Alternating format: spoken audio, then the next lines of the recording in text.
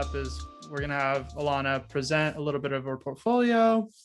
I'll run through a few questions and then we'll open it up to a Q&A at the end. I know people have different schedules, so feel free to just pop in the chat and just say, hey, I got to head out, and no worries. We understand. So yeah, without further ado, I want to introduce Alana IV. She is a friend of mine since the 6th grade, I would say. Have we known each other since the 6th grade? Sutter Middle School. Yeah, Sutter Middle School, 6th grade. And I'm so excited to show off her work and all of her incredible talent. So I'll let her take the wheels and introduce herself and show off some of her work.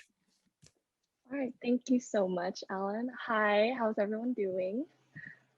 It's 6 p.m. and it's bright, so that's always a good thing. I just dropped in the chat my portfolio from just last year. You can check out my website too, but honestly, I haven't updated that in about a year. So, you know, have fun. So I am originally from Folsom and I went to American River College, not for design, never took a design class in my life.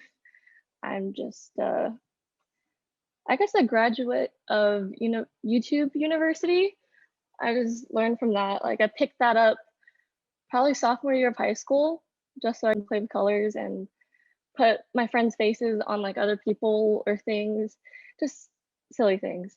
But I had a change around like my 3rd year of college where I realized, okay, sorry mom, I know you're in here, but math and science, like they kind of suck and I have no heart in that. So I made the change to music business, thinking I'd be an artist manager. Went at that for a year, and I went out to LA in the summer for an internship and just ended up staying. So it's been 3 years, almost 3 years coming up since I've been in LA and just working professionally as a graphic designer. And there's a lot of stories and other things that's happened within the 3 years. Just know that like from moving from Sacramento to LA where I had like a little family and like no friends, there's been a lot of growth and honestly the best decision I've made, even as erratic as it was as a 20-year-old. So yeah, let me go through each page. I'm looking at my other monitor right here. And let me know if there's any issues screen sharing. I did change the permissions. That. Yeah, let me do that.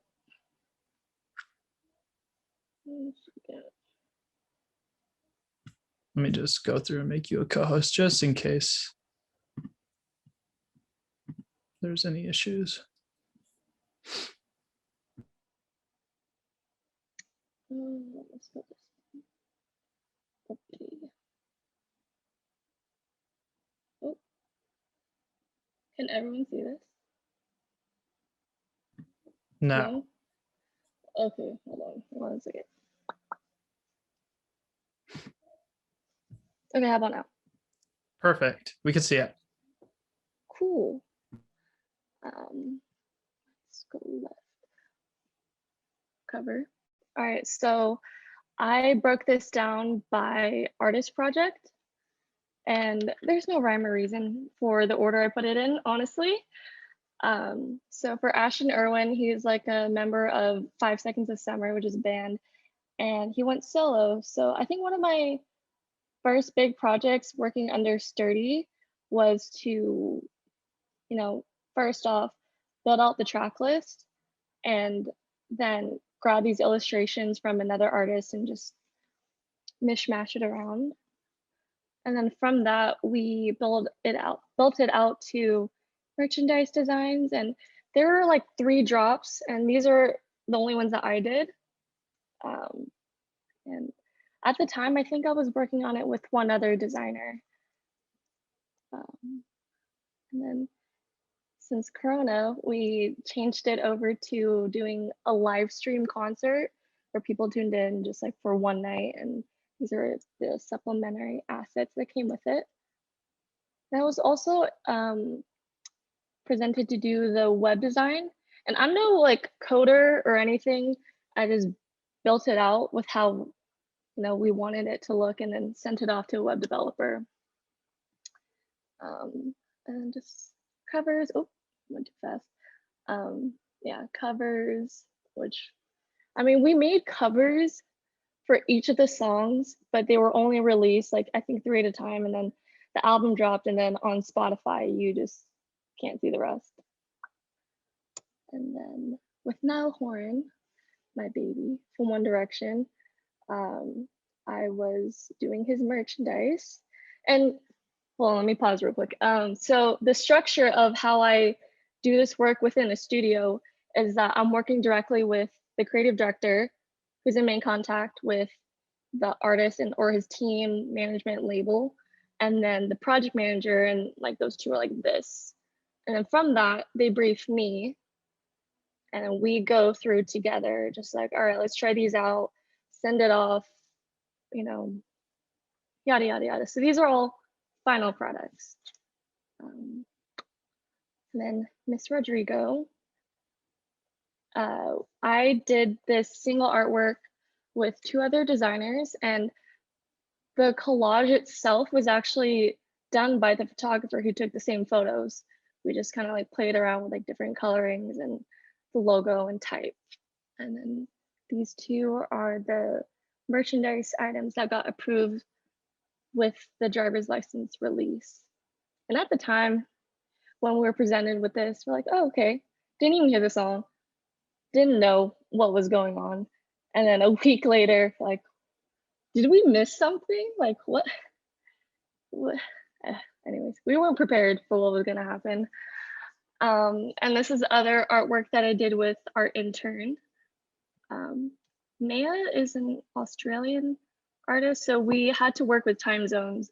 So we like send it off in our morning, and she get back to us at night, and we'd have to start off in the morning because time zones. Here's some more merchandise for Nash, and then merchandise collection for Party Next Door with his last album drop, and some book layouts for Skrillex. He does like a yearly yearbook, and this is just some examples. Actually, we were sent the, I don't want to say they're samples, but we got the physicals yesterday just for like our own. I didn't get to keep it, it's for like clients, and I got to hold it. It was really nice paper. Like they went in on the quality, they put the money in. It was nice. And yeah, that's it. Kind of brief. It's brief, but it's a lot to unpack. There's a lot there. I know you're like, oh yeah, it's just this thing, and we're over here to like draws on the floor. So I'm torn in which direction I want to take the first few questions, because I know that your journey to working at Sturdy is kind of, we've talked about this, is kind of non-traditional, and you talk about YouTube University and just like hustling to learn all of these things, all these different techniques. So I guess, yeah, just take us through like what was the inspiration to do that, like other than obviously like you saying like, oh, you enjoyed it when you were in high school, but to like take something seriously, is that there's a step you have to take, right? And like you have to make a conscious decision. I'm going to put effort into improving these things so I can be hireable. So when did you make that jump, and what was the challenge you found in doing so, knowing that you're following a path that isn't, I guess, aligned with school? Yeah, so when I took that internship to be a music management intern after that summer was over and the artist went on tour, I realized that wasn't my thing. Like I tried it out, didn't like what I was experiencing. So I reached out to the artist creative director at the time, knowing that I wanted to continue to try out living in LA and just see what else pops up. And she needed an assistant. So there I was, just constantly just being like, hey, do you guys need help? Do you need help on set? and she took me in, and it was pretty just like, I don't know, like intern running roles. And then she asked me one day, like, do you know how to do Photoshop? I said, yeah, I do. Given that I haven't touched that program in like 2 years. And so she just started putting projects on my plate, and transitioning over to being a designer was kind of out of necessity, given that this was a paying job.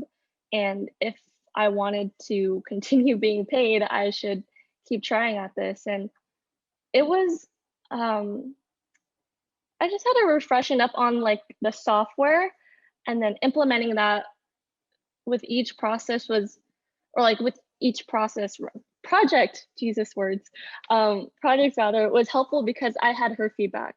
So I would like put whatever my mind wanted to do on this, and she'd be like, oh, try this, try that.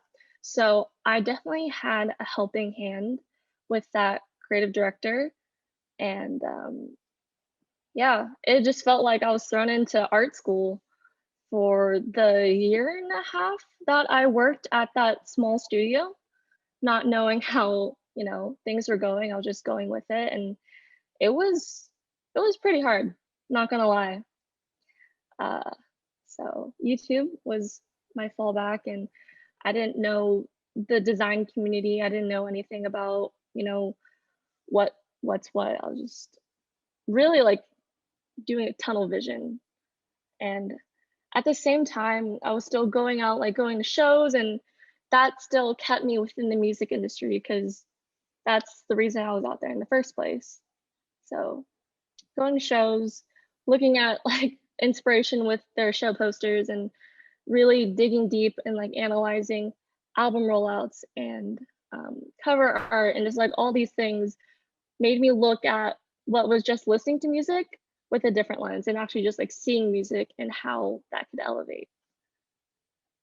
So There's a lot of things that I want to pick up there from that yeah, specific piece, because you talk about being in LA and that influence, obviously, of like being able to go to shows, and obviously like because the music industry is there, I keep on saying the word obviously, but there's a importance placed on the advertising for musicians within the city of LA. Like if you're driving around, there's tons of billboard placements for music where you might not see that in a smaller market. So I'm assuming being surrounded by all of that inspiration was really helpful, because then you can just walk outside basically and find stuff. Would you say that that's kind of accurate?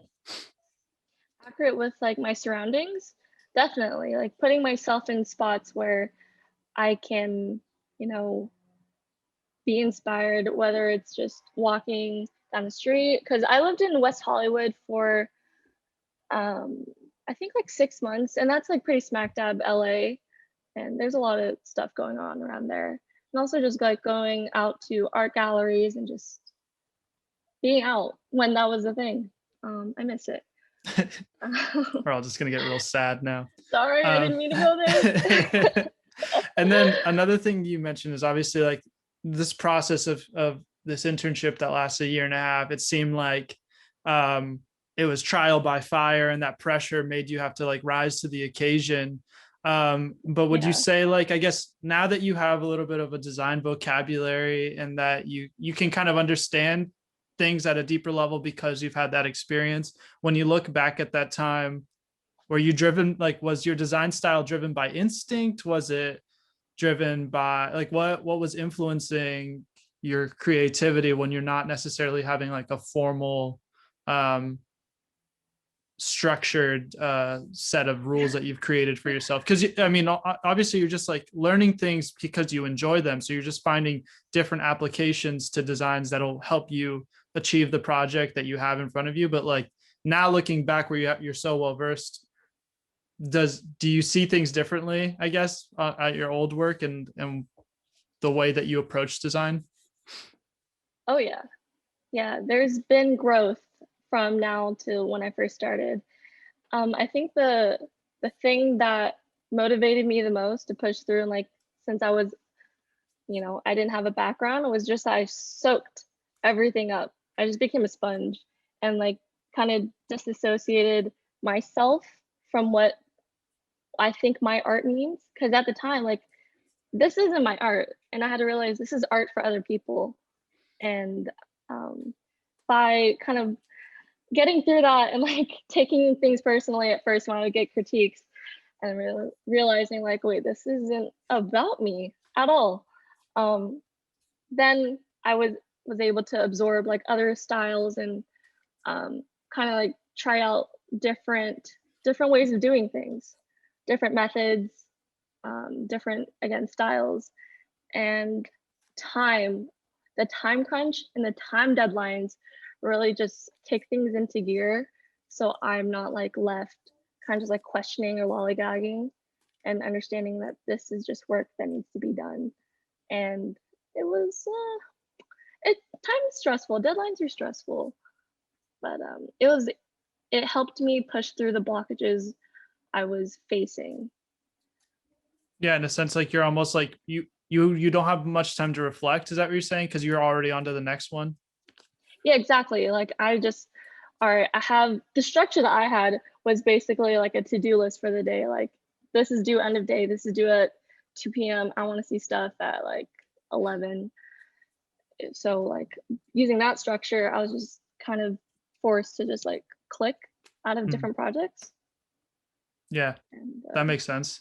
Yeah, that yeah. sounds that sounds really stressful, especially knowing that you're like under the gun, I guess, and people are I think, depending on you. Right now, when we're in school, it's like kind of hard to think of that. You're just like, I could just tell my professor like I need a little bit more time, and maybe they'll be lenient. But like a client needs to send this to press, at a certain time, and there's a reason why these deadlines are set because there's very real implications to not meeting that deadline. So that's really yeah, interesting to hear your perspective on that. very real consequences. Like I don't know if I have been the result of this, but I know that, by delaying some designs or whatever, that can push back the release date, which can mean a lot for like the timing of dropping songs. And putting that, or putting design and doing that work in a very real job, made me grow up and just got my procrastination to just shut up and just do the work. Yeah. It So, also makes sense because it's like now it's like, oh, okay, this is my job. Like I have to really kick it into high gear. Let's mhm, talk about a little bit about like your time and your experience at Sturdy. And like, I know you don't have too much to compare it to, but we just had Curtis Courier, who runs a studio, speak last mhm. week. And so to have somebody that works within a studio, obviously that workflow is completely different. So what's it like working within a team? What do you find to be the biggest benefits of that? You mentioned like on certain pieces, like, oh, we're not even in charge of this portion, but it gets to the final design. Like this person's introducing photos and stuff. So yeah, tell us about what it's like working within a team and working with projects where things are already a given. Like these are the set conditions in which I'm supposed to design, and what you find interesting out of that. Yeah. So to give some context in how I got into Sturdy, I I left the job as like the creative director's assistant and went freelance for about a month. And upon taking a freelance cover art project, at that moment she had friends who were looking for a graphic designer, and it happened to be, the founders of Sturdy. And I met up with them like 2 days after for coffee and just like a conversation. And then within that week, I was hired on as their first full-time graphic designer, like in-house. They haven't had one before. So since I was the first, and I was just, kind of setting up the structure and building that with the creative director that's currently at Sturdy. His name is Max, and our project manager. We would just have to like figure out our communication styles, and we didn't get it on our first go, given that I was hired like 2 weeks before quarantine hit. So we only got to meet like a couple times in person, and other than that, it's just straight up just text, not even calling, not even Zooming, just texting, emailing information. So a lot of that got lost in translation, and it's hard to kind of understand what someone's saying through text and like what emotions they're or like I don't know, like how texting is tough. I don't need to explain that. So we just had to work with our communication styles and figure out a system that's best for us. And then as things started to seem okay, we got an office, and we were able to like go in and just working in person and having say like Max over my shoulders kind of like walk me through it was just so much faster and natural than just like sending stuff back and forth and getting notes. And that's what I think I love the most about where I'm at with working at this studio is how open we are with communicating. um, and just we love collaboration and everyone's input, even if it's not what the artist wants. We're trying stuff out to see if maybe if we try this and we take it a little bit farther, take it this way, see where it goes, and it could get someplace good. And that's what I was missing a lot of at the previous job because it was just like me, myself, and I trying to work this out by myself. So having a team that is, well, great human beings and um, oh, I'm being sappy, but they're just great people. And working with friends just makes work so much easier and so much more fun. Given that, okay, today this is shitty work, but at least we're struggling together, or hey, we just released, we can all like celebrate a little bit and then go back to work. Just sharing that experience is great. No, that's Yeah. that's a great way to wrap up that segment. I don't want you to like overthink it. That was a great answer. I don't know where I was going, to be honest. I was just like, Well, I just find it kind of interesting.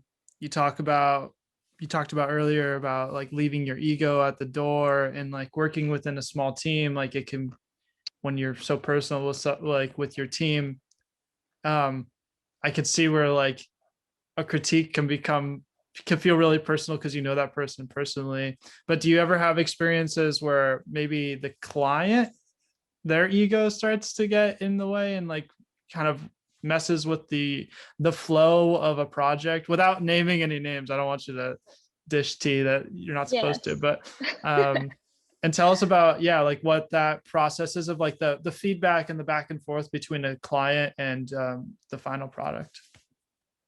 Yeah, in the instances that I've either worked freelance or directly with the client, personalities are like they just play a really big role in the creative process. Just think about a group project. You have that one person that always thinks they're right or always just trying to like lead it the other way without listening to another person. Isn't that like irritating? And imagine if that's the artist making all those choices and it's like, why did you hire us if you know everything? Just don't do that.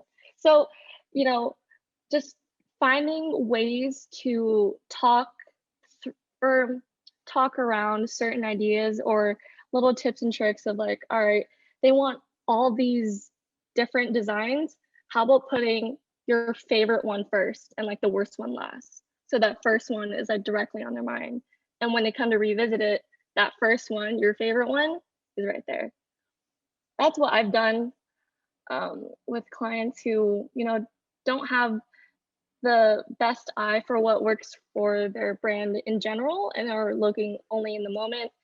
And yeah, I mean, yeah, it sucks when ego gets in the way because it can kind of, how do I say this? It can water down the original creative idea that was presented in the first place. And it gets frustrating because it's like, oh, you're just self-sabotaging yourself because of these silly little things.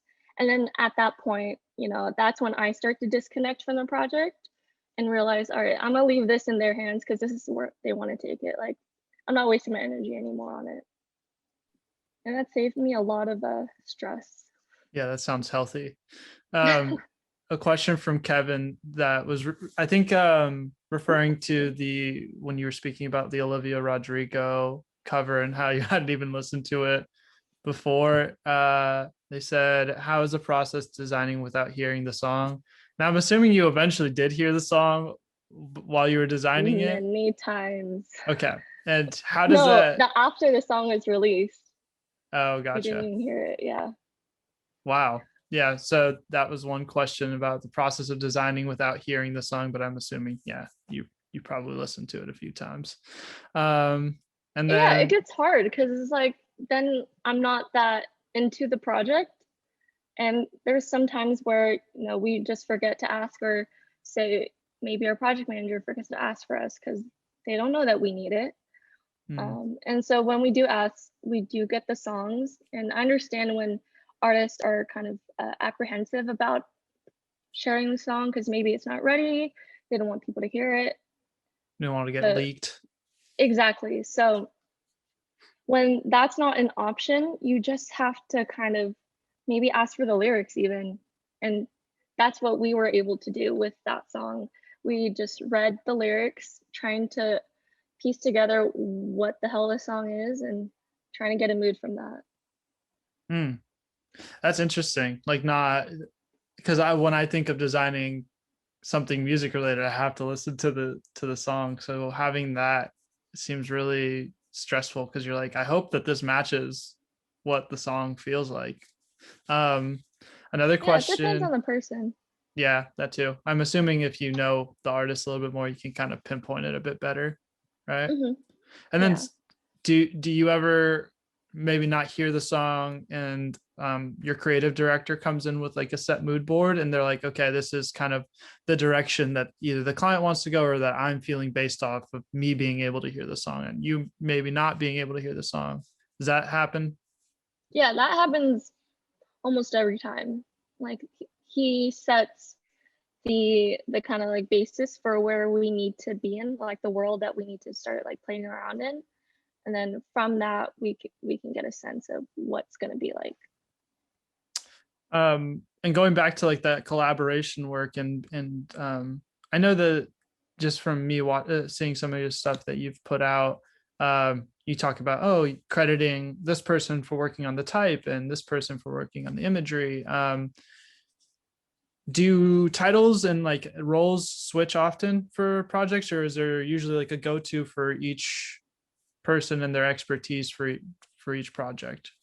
Does that uh make sense? yeah, Okay. for sure. um with Sturdy, we say with like Luke Fenstermaker, his strong suit is doing type, custom type, or what's the word, calligraphy, I don't Hmm. know. So if we need something, he's like our go-to. He's our font guy. He calls himself the font guy. um Not really. um so we all have, now that we're familiar with each other, we know where our strong suits are and where we can just like pass off work to, and knowing like, all right, this person can have a better spin on this than I can. And usually all of us touch the project, like all of us try our hand at different compositions and designs, and ultimately what's chosen at the end, maybe it's solely one person or it's all of us. It just, yeah, it depends. Yeah, that makes sense. You start to understand like, oh, this person, or if somebody's hyped on a certain project, this person can kind of take the area of expertise that they're passionate about and apply it to the project. Um, Yeah. let's see here. I had another question in the chat.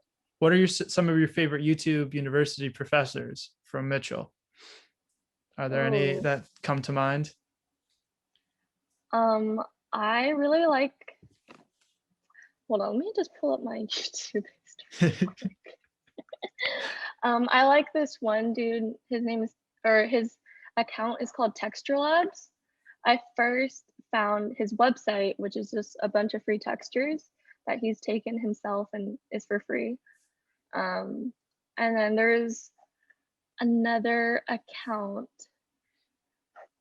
called Drev Labs. Like, uh, I can type all these up at the end. But most often than not, it's just like I look up what I want and then I type in Photoshop tutorial and see what pops up and see like which one's the shortest, or rather which one doesn't have background music to it. And I just go Just digging. very, very rough parameters for that search. It's Yeah. whatever works, whatever gets the job done. Yeah. Okay, let's talk a little bit about time management and burnout a little bit. I know that this is something we talked about a little bit, and it's a question that we get often from people just wanting to know how you handle burnout, how do you handle time management so that Ooh. you can avoid burnout, and yeah, just like I guess your experience, which we Hmm. know is specific to you, but with Yeah. those things. Well, I guess how I have handled burnout is one, recognizing that what I'm experiencing is burnout, and then communicating that with my team, just letting them know, like, hey guys, I'm in a bit of a rut. I'm not going to go as fast as I usually do, or ideas aren't going to come to me. I'm like, I'm not at my peak right now. So if we can all just like lower expectations, there won't be any troubles. And then I think burnout comes from just like drilling into one thing so many times. And that's like my laptop and design. And so I've picked up a couple hobbies. One is just like playing video games. I'll just turn on my Xbox and just like zone out. And that gives my brain time to relax. And I think it's just finding different hobbies that can take up your time and also not make you feel like you're not doing anything. Or when I'm like completely zapped, I just need to sleep. Like I'll just take a lazy day or a lazy weekend and just like lay in bed and like order food and just really listening to my body first, because my mind can just like tell myself to like keep going, and there's no balance there. So just kind of bring the balance back to what my body needs and how I can keep myself healthy so I can keep, doing the work I need to do or get back to a better place. And That's how I then deal with burnout. Or talking to friends, really. Just like venting and like talking to a friend and be like, oh my God, this sucks. And just letting that out and having like a kind of compassionate conversation to ground myself back into like, this isn't what it's going to be like for the rest of your life. Like, this is only a period of time. So just relax. It's going to be okay. and then I guess on the subject of time management, you're working with a bunch of different tight deadlines and having to juggle all of that. How do you stay organized with all those different projects? Do you have a specific tool, or is it more like in your head? Do you use sticky notes? I will write stuff down on a piece of paper if it's near me, or I'll pull up my notes app. Like, just depends what's around me. I luckily have person who is our project manager who kind of sets us up for the day, letting us know what's going on and like reminding us like, hey, just checking in. So that relieves a lot of like the self-management part of it. And other than that, like I just keep it in my head. I wish I had a All of my personal yeah, project manager, just somebody that's just like constantly telling me what I need to do every day. That sounds amazing. yeah, be like, hey, don't forget this. But we have our phones. Our phones can be a personal project manager. We just set up those reminders and it'll do it for us. Um, but how I stay organized really is just folders that have labels, and we go from there. The good third grade method. Can't go wrong with some nice folders with some good labels on them. Yeah. Okay, well, let's get on to like, I guess the advice column. All of this has been advice, but um, many of us here are getting ready to graduate. We're getting ready to go out into the job market. Mhm. Um, what I Exciting. think you obviously embody like the energy of hustle and like just like figure out a way to get it done. So I'm assuming that that's going to be your answer, but what are some tips that you would give to graduating seniors that are looking for a job? And yeah, what are some words of encouragement, I guess, you'd give them as well? Um, let's see. Well, frankly,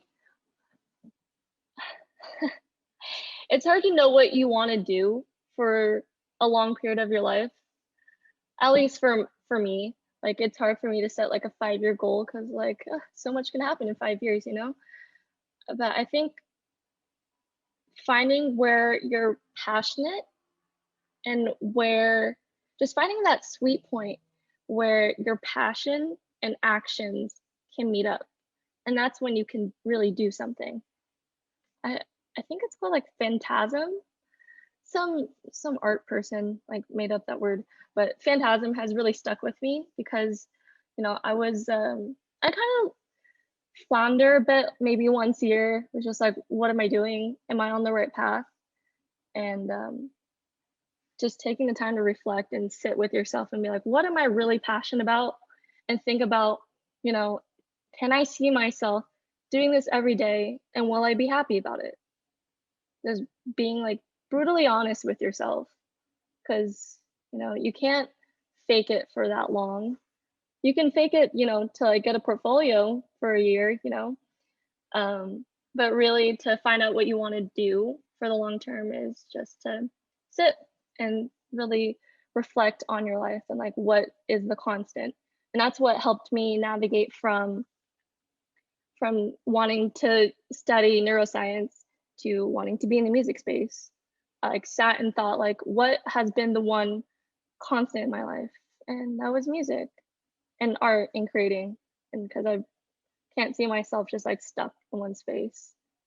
And then once you find out what that things are, just keep trying.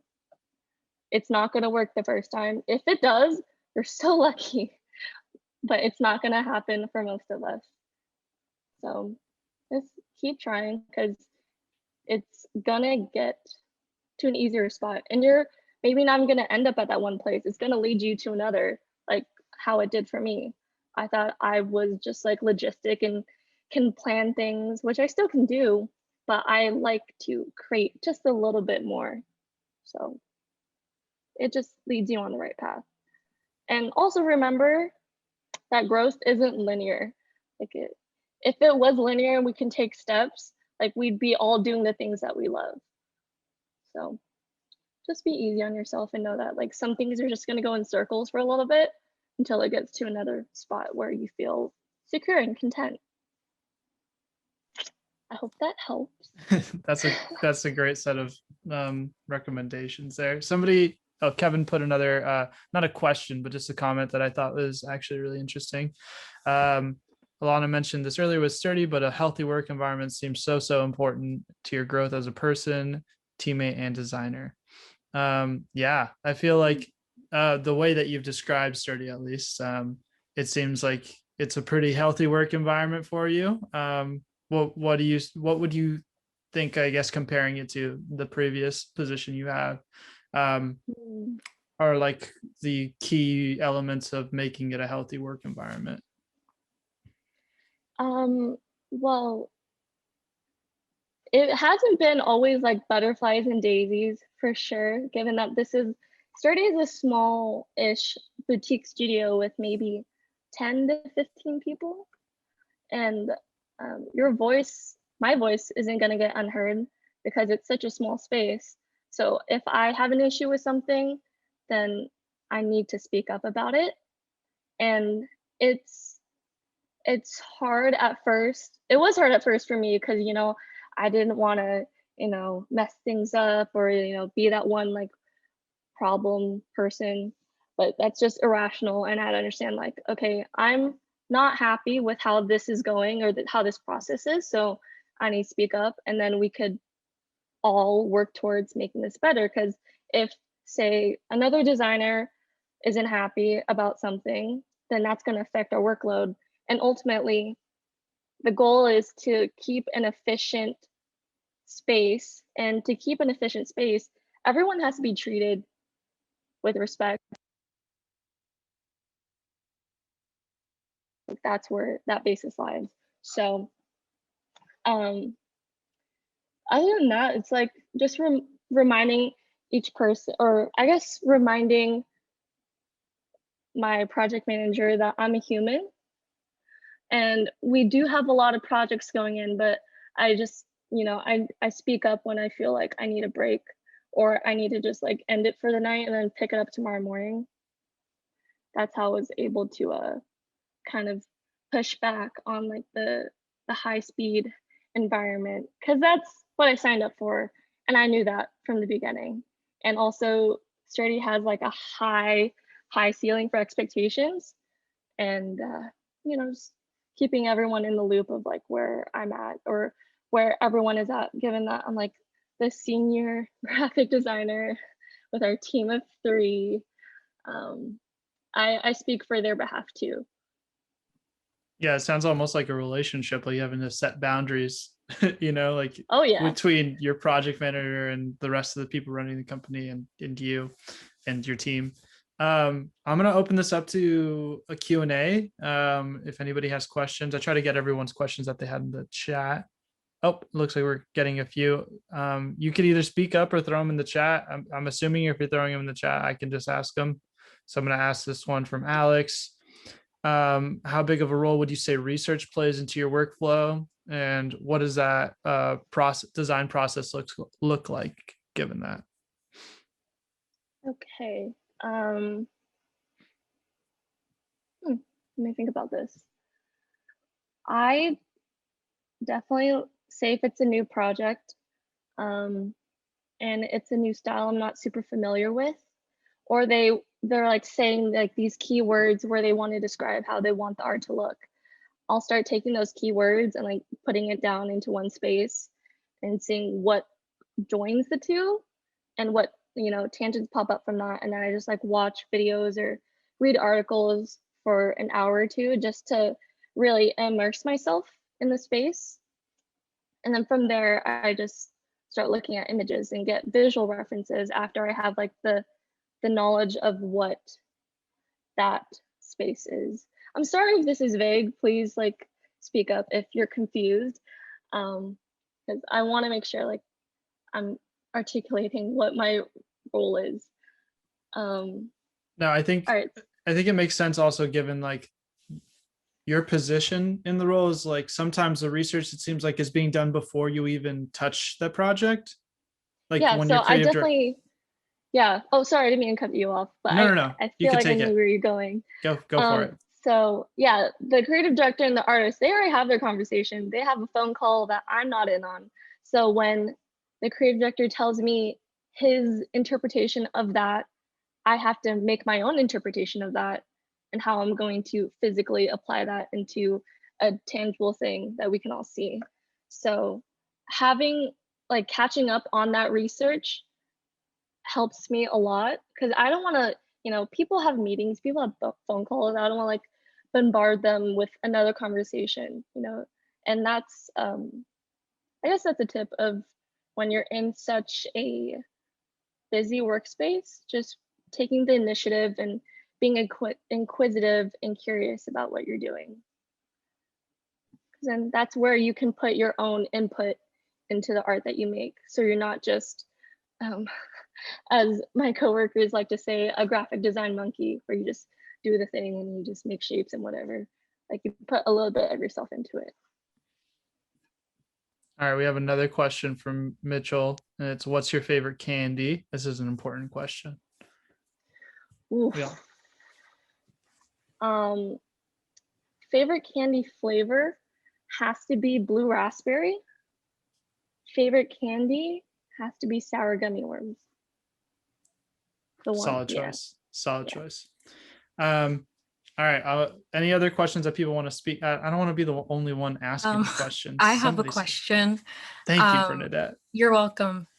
So kind of going off of Alex's question with like the design process and how like you went to YouTube University, it's like, because we're like in the program, they seem they're very like formal and like strict on like, this is like, you should have this structure with like the design process, like here are strategies you can learn. So like, do you feel like there's any sort of gatekeeping sometimes with like people who have studied graphic design, or like is it ever, do you ever run into that problem at all? Yes, I have. Thank you for the question. So another full-time designer that we have on our team came from, I think, Kent State, and he graduated from their design program and, is by the book. Like on the first week, he would bring type and like design books, textbooks with him. I'm like, oh shit, wait, sorry, I cussed. I don't We're really allowed to know cuss this. on this. This is a Oh, okay, this is a that's free good. space. As long as you don't go too crazy with it, you're Can fine. you say your mom was here or something? Did she leave? Please leave. I don't Oh know. no, she's here. Sorry, mom. Um, so when he was saying stuff, like I was talking about like some kerning or something, he's like, "Oh, you mean this?" I'm like, "What? Sure." Like you got what I was saying though. So we had to like break through like understanding terminology, and it was both of us, like one, me being more specific and learning the design vocab to communicate to him, and him kind of using normal people words to talk to me.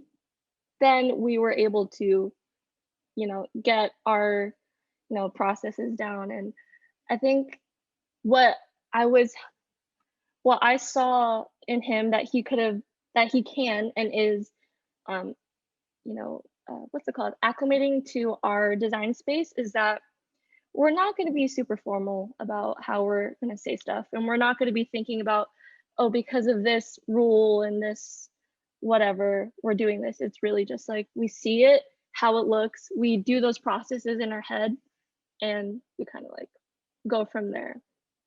And so it took him, I mean, still, no, it took him probably like a couple months, weeks to break out of that like box of what design school taught him.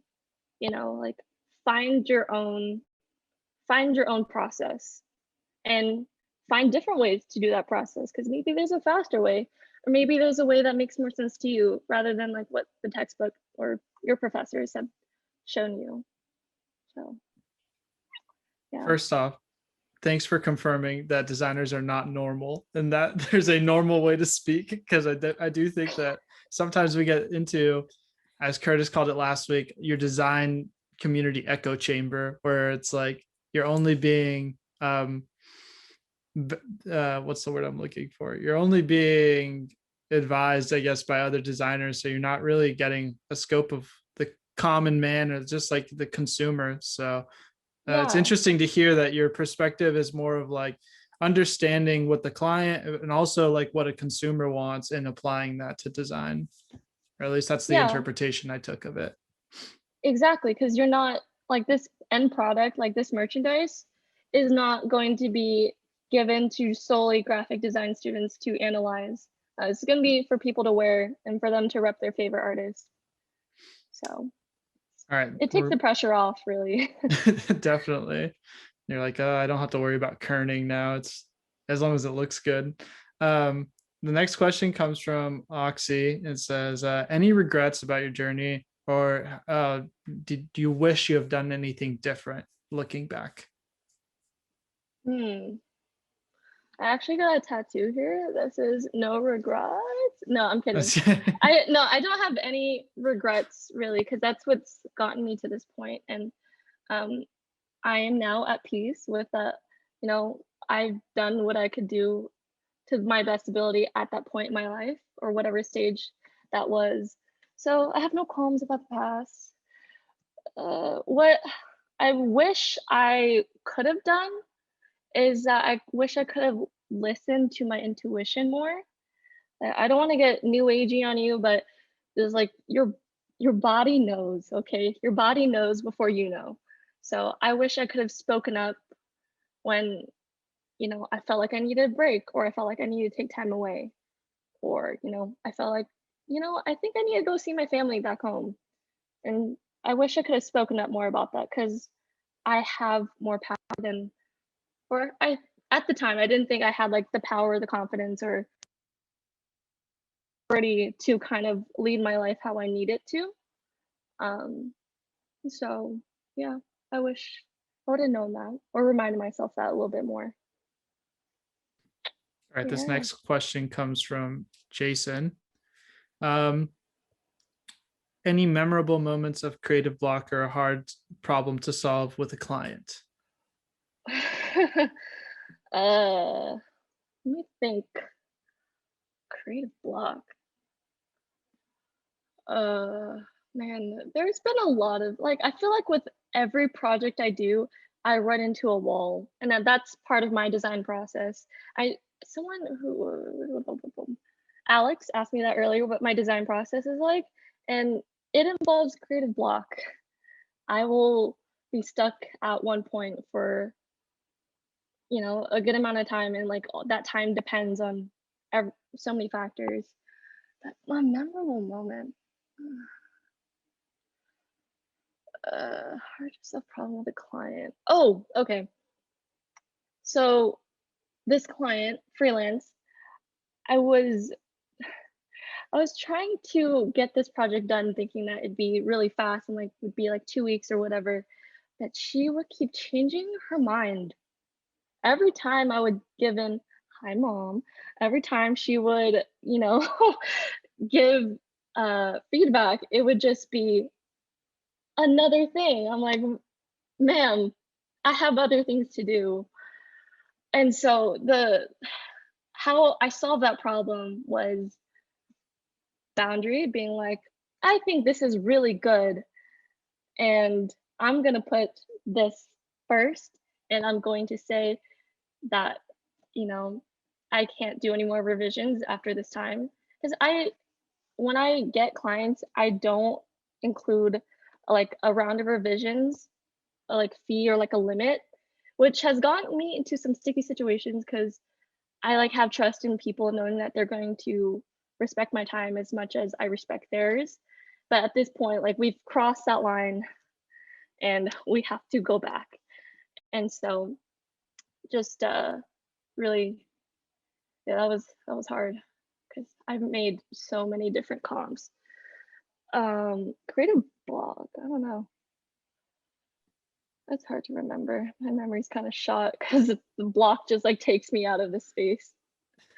We can move on to the next question. Okay. I think this is a really interesting one, and it's one that I think is along the lines of something that Bij asked me to ask you, which was with creatives in Okay. SoCal being such a populated market, how do you approach your setting yourself apart from others and being different?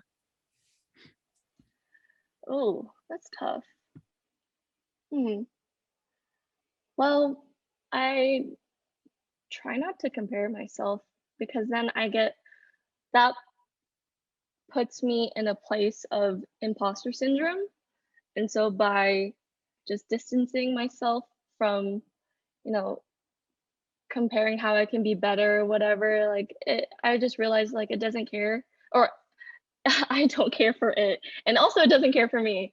Um, so I try not to see things as a competition, knowing that there's space for everyone and you just have to find the right room to be in or know the right people or just reach out and just be vocal, being like, hey, you know, if you have work for me or if you know anyone that needs work, send them my way because I'm open and available. Um, and also, with it being such a populated market and there's just so many people here and also around the world, like not every talented artist is in LA or SoCal. Um, I think also just being a genuine person and being an actual person that's not super motivated on getting money really makes your experience or process with that client in that time for that project more memorable because they remember other things than just like, okay, this comp and like paying them at this time, whatever. It's like, just have a normal conversation, figure out more about them, make friends. Who knows? Yeah, that seems like such an important piece, and it's such an important element to like the way that you've gotten yourself into the position that you're in, is like interpersonal skills and being able to communicate. Like obviously, even though you don't have the correct terminology for how to express and communicate design, you've obviously been successful in communicating design in another way because you have clients, you have a job, right? So what role do you think your experience and with your interpersonal skills and being able to communicate and just being a genuine person, like, I don't know if you could even put a percentage on it, but like, how important do you think that is in terms of being able to sell your design and also just being able to get clients and find a good job? I think it's worked pretty well for me. I think shout out to my psychology degree and background, because I mean, that helps with understanding people, and people want to be understood. They want to be heard, and they want someone to understand them in the same way. And artists, musicians, any creative person, they have their own little, their little quirks about them.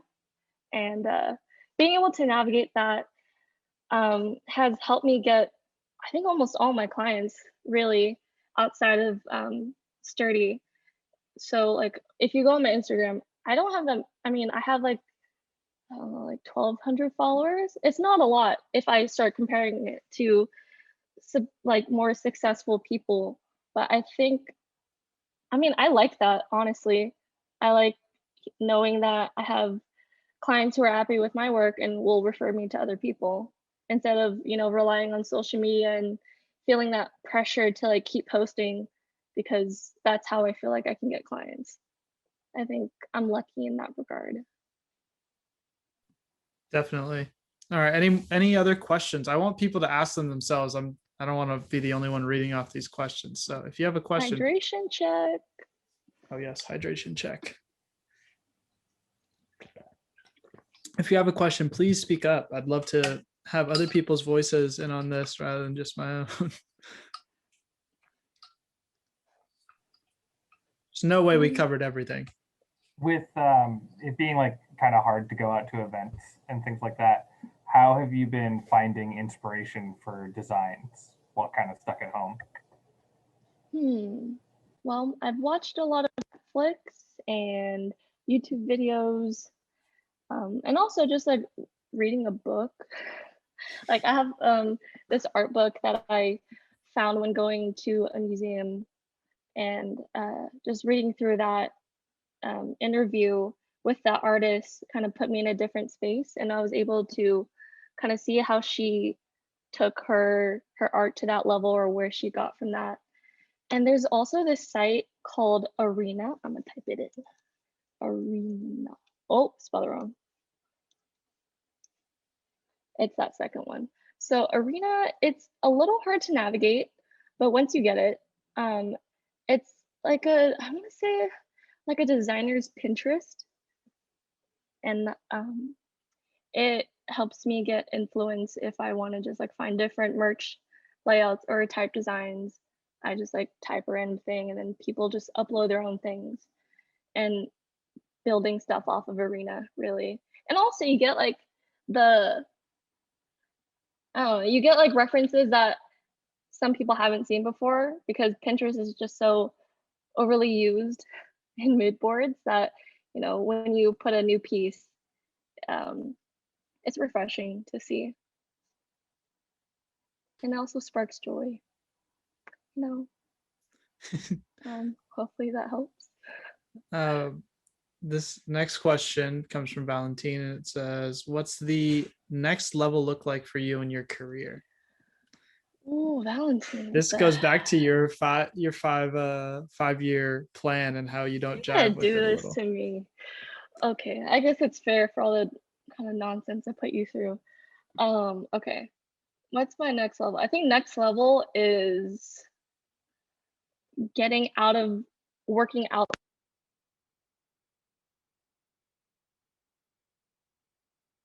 Graduate to that level and be more in the conversation, in the loop, so I'm not like getting that second tier of information. And also maybe next level is putting more practice into cinema and understanding how lights work, because I really want to work on live shows. And I know lighting design is a very intensive position, and you're going to spend like 8-9 hours just huddled up in a corner working on stuff. And I think with learning cinema, or at least like playing with lights in real life, I can understand how that's going to apply to life stage design. So, I mean, maybe. And that's We'll like see. kind of an important element. I feel like we kind of breezed past for Sturdy, is that Sturdy works on a lot of live event stage design, and works a lot in do you do lighting, or is it just the graphics for artists? I do none of it because I know you don't, but Sturdy does. Oh, okay, guess. got you. Sturdy does all of it. Like, well, lighting design, I think we have like close friends or like acquaintances that we work together with, but Sturdy leads like the overall creative of how, say, like the stage is gonna look and what visuals are gonna be played, because we have our own little team of visual designers who design on that 3D level.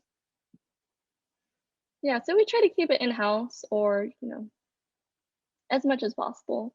And that's the allure that we kind of try to sell to our clients, is that this is a one-stop shop for whatever you may need. Yeah, Sac State is known for our system, so it's like really interesting to hear of a company that has a system, but like in a very different way, in that like exactly you're offering like different products or different services to a client, but it's like you said, a one-stop shop. And that, when you first had described Sturdy to me, I was so intrigued by that, because that's not something you hear of every day, and it seems very specific to LA or to the music industry. So yeah, I just wanted to add that piece in case anyone's like, wait, why would you want to know Cinema 4D? You're doing such great product design. But it's just like, it makes all sense basically when you're working within the space that you are in. Yeah, and like who knows what projects, or who needs help with project, and like, oh, I can help you render that or whatever. And I mean, sometimes both sections of, like, say, like the 2D graphic design and the 3D designers come together on a project because maybe they need these posters for a scene that we need to put in, so we can work together on that.